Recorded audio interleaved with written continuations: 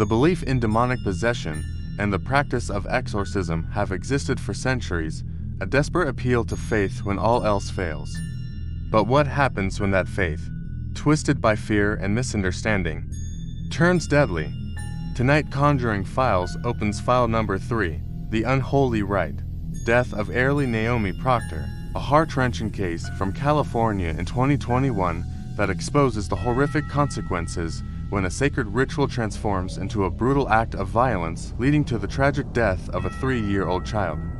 This file, a chilling testament to the dangers of extremism, revealing how misguided intentions can pave a path to unimaginable cruelty, leaving behind not just grief, but charges of child abuse and murder. The story unfolds in San Jose, California, in September 2021. Arely Naomi Proctor, a vibrant 3-year-old girl, was allegedly brought to the Iglesia Apostoles y Profetas, Apostles and Prophets Church, a small, independent Pentecostal church, by her mother, Hernandez-Santos.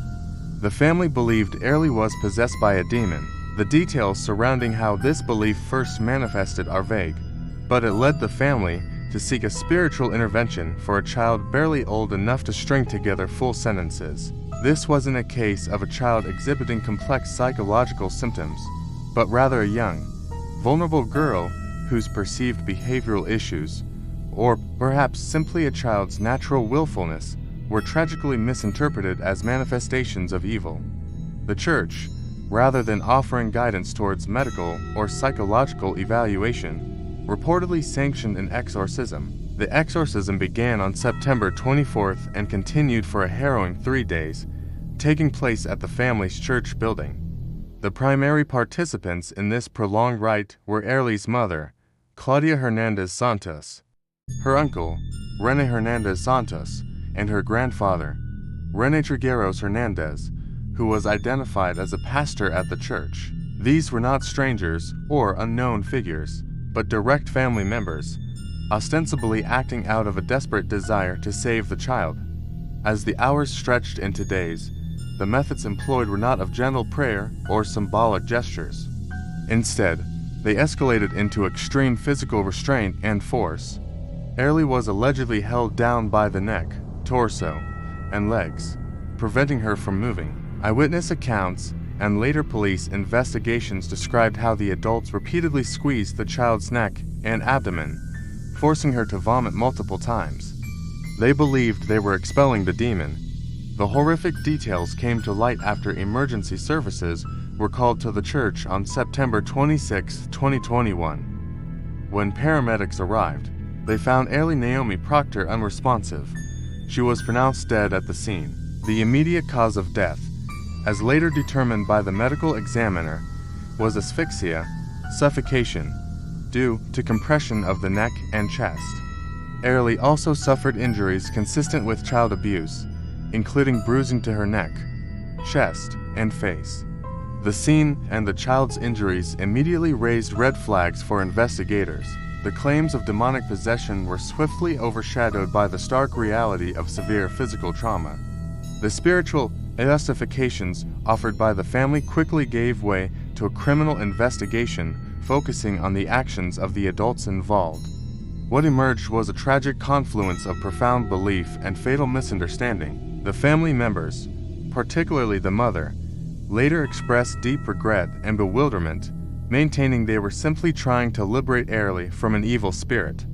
They claimed that the demon inside Arely was so powerful that it possessed adult strength, requiring extreme force to subdue. According to testimony, Hernandez-Santos recounted seeing the demon expel itself from Arely, causing the child to vomit. She then believed Arely was saved, but when she closed her eyes to pray again, the demon re-entered the child.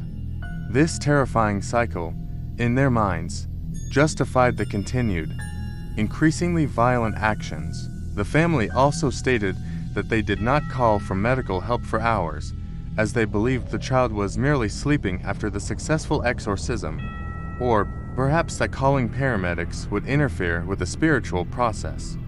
However, the legal system operates on tangible evidence and established laws concerning the welfare of children. The charges were swift and severe. Arely's mother, Claudia Hernandez-Santos, then 25 years old, her uncle, René Hernandez-Santos, then 28 years old, and her grandfather, René Trigueros-Hernandez, then 59 years old, were all arrested and charged with child abuse leading to death. The grandfather, as a pastor, was seen as an authority figure who initiated and directed the fatal ritual. The uncle was reportedly involved in the physical restraint.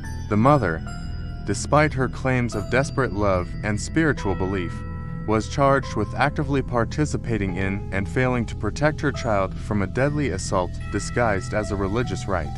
This case ignited a fierce debate about religious freedom versus child protection. While the First Amendment guarantees freedom of religion, it does not provide immunity for criminal acts committed in the name of faith, particularly when it comes to the abuse or death of a child. The prosecution argued that regardless of their spiritual beliefs, the adult's actions constituted extreme physical abuse that directly led to Arely's death, an entirely preventable tragedy. The tragic death of Arely Naomi Proctor stands as a grim reminder that in the face of what some perceive as supernatural evil, the responsibility to protect the most vulnerable from physical harm remains paramount.